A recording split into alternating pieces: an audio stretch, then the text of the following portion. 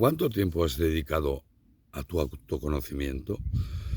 A veces me preguntan o me dicen, bueno, que les cuesta mucho entender cuál es el mensaje del Bhagavad Gita, este precioso libro que os enseño, del cual sabéis estoy enamorado, y he traducido ya dos versiones. Una es esta, la de Bhagavad Gita de acuerdo con Gandhi, que lo podéis comprar en Amazon, y una versión preciosa y además justificó la independencia pacífica de India. Y la otra es otra más avanzada basada en Jnana Yoga, en el conocimiento de Swami Vijayaprakasananda, el Gita Manakanda. Pero bueno, al final hay mucha gente que se desanima cuando lee pensar que se necesita toda una vida o quizás más para asimilar todo lo que nos explica el Gita. Y mucha gente se rinde y esa es una precisamente de las cosas que nos dice constantemente el Gita. O sea, no te rindas, lucha.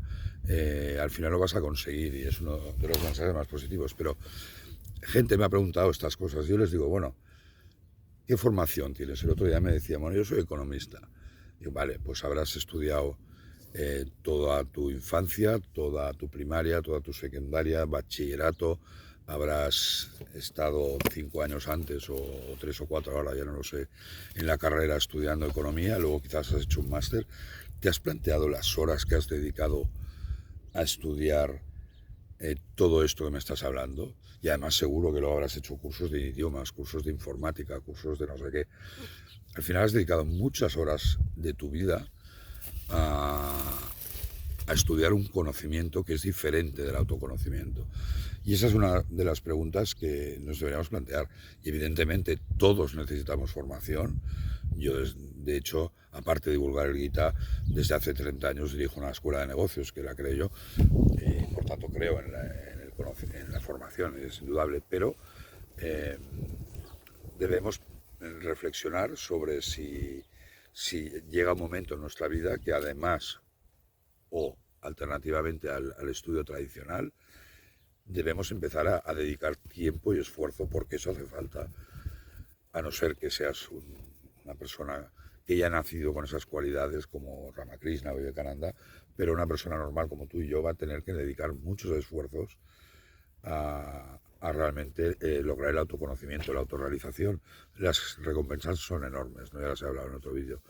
Pero al final, recordar que el autoconocimiento hay que considerarlo como la autorrealización, o sea, saber quién eres realmente tú, no el cuerpo físico, que todos tenemos bien claro quiénes somos. El cuerpo físico nace, crece y colapsa, muere. Y esa parte infinita tuya, el alma, esa es universal, jamás muere, ni el alma, ni el viento la puede secar, como dice el Gita. Entonces, ese es el verdadero autoconocimiento. Y el Gita es precisamente, yo creo, el mejor libro que existe para autoconocimiento. Además, debemos tener en cuenta dos cosas. En el hinduismo consideran dos tipos de conocimiento, el paravidya y el aparavidya. Todo el primero que hemos hablado, de estudiar economía, idiomas, informática, que es, insisto, necesario, es lo que se llama aparavidya. El conocimiento del alma de Dios es el aparavidya. Entonces, esa es la reflexión que te invito a que te plantees. Has dedicado muchísimas horas de tu vida a la formación tradicional que estamos hablando y evidentemente te ha aportado muchísimas cosas, ¿sabes? Una persona con más conocimiento te da dinero, te da seguridad, te da posición, pero también te da problemas cuando pierdes el trabajo, cuando tienes que pagar tus impuestos, cuando las cosas van mal. Es decir, el dinero nos trae tanto felicidad como disgustos. Y precisamente eso es uno de los temas que el Gita nos recomienda evitar, los pares de opuestos, ¿no? Dice, mantente frío, considera por igual el frío y el calor, la victoria que la derrota, al amigo que el enemigo. Entonces, esos pares de opuestos que nos da el dinero, pues deberíamos reflexionar, ¿no? Pero al final, si queremos avanzar en nuestro autoconocimiento, que no es un conocimiento de autocopiar, de copiar y pegar, yo te puedo explicar aquí, estar explicando horas y horas en el vídeo, pero hasta que tú no lo realices no lo lograrás. Y eso, querido amigo, es esfuerzo. Ese autoconocimiento implica constancia, lo hemos dicho, valentía, explica seguir una serie de pasos que nos da el Gita, practicar la no violencia, no mentir, ya lo he comentado en otros vídeos, y esos principios los tenemos que ir incorporando a nuestra práctica espiritual, porque tenemos que tener una práctica sea cual sea. Ellos se llaman la sadhana, ¿no? Y también deberéis reflexionar, porque también me lo decía esta persona, que le encantaba leer novelas, y yo le digo, bueno, ¿cuántas horas de tu vida has dedicado a leer novelas? A mí me gustaba mucho leer novelas, y leí bastantes, pero al final llegó un momento en mi vida que vi que no me aportaban nada más para mi ser. Al final eran todo como 4 o 5 argumentos, no había más.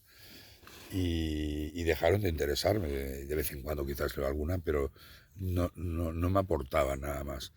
Y esa es otra de las preguntas. ¿Cuánto tiempo dedicamos a leer prensa, novelas, yo qué sé, todo lo que os podéis imaginar?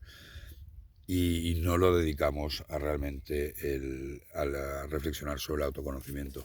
Y os invito a que os hagáis esta reflexión, ser constantes, no os rindáis, como nos dice el Gita, y podéis empezar por muchos libros. El Tao Te Ching es una maravilla, es complicado de entender.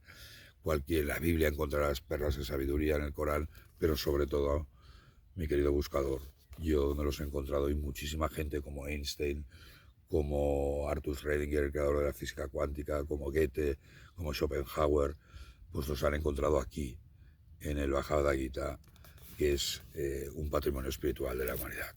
Muchísimas gracias. Om Namaste.